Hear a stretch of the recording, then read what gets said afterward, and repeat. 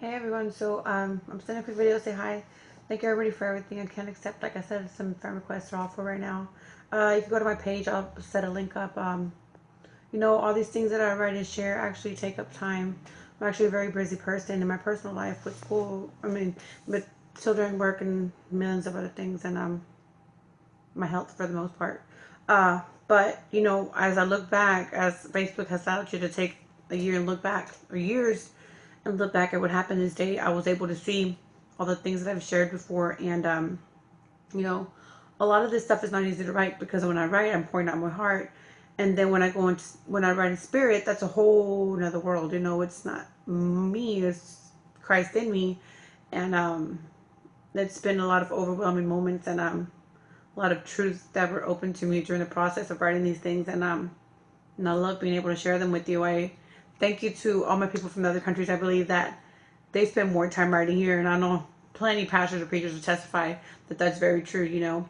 Something about us Americans that we're so busy, we don't have the time that it takes for God, for things that we should make time for. We hurry to make a living, take care of our children, to work, to take care of ourselves, which everybody has to do. That's a life necessity. But at the same time, you have to think you have all this, and in the end, you don't take anything with you, and you're not teaching your kids about life, about your spirit, your soul, and your mind strengthening. You're exercising everything you have to do to maintain a life, but you're not teaching them how to be strong when situations come. You're not teaching them how to stand up for what's right. You're just teaching them how to get by. And in the end, when we're gone, the children we leave behind, the people we meet, they're going to have to figure out how to get by and make things work no matter what. But mentally and physically, they're not going to have the power to even do that if you have not enabled them with that first. These are things that are ground set rules, and if you can't establish those things with your children or the people around you, it's kind of like, I hate to say it's a waste of time, because everything serves its purpose, but will it be a good one in the end is what matters. And I encourage everybody. It's not easy. I'm not perfect. God knows I'm not perfect. That's why He's with me every day to walk me through the steps of growing.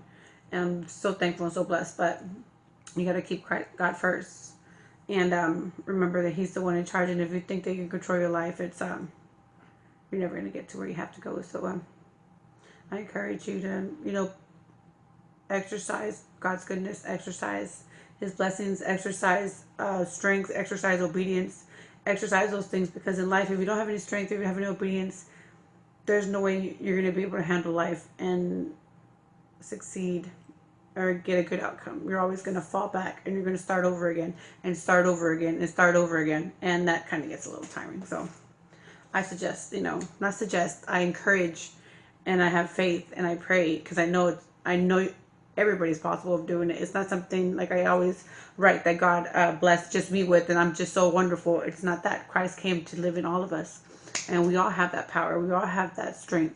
It was given for everybody to receive.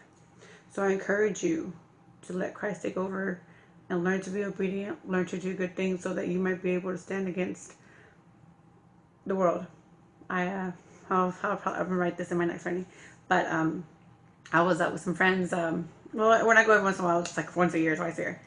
I get out, and I think to myself, I'm there and I'm dead. And I finally understood what it means to be dead, to die in Christ. It's to be dead to the world. I'm there, and it's like I'm dead. I'm not there.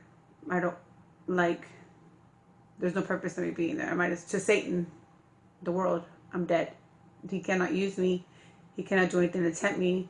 He cannot do anything to change my mind. And that's an amazing thing. It's a wonderful thing. I encourage all of you to die in the sense of not letting Satan get a hold of you and have control over your life. But that if you're ever put in a situation, that you don't have to worry about the attacks. Well, have a blessed day. God bless.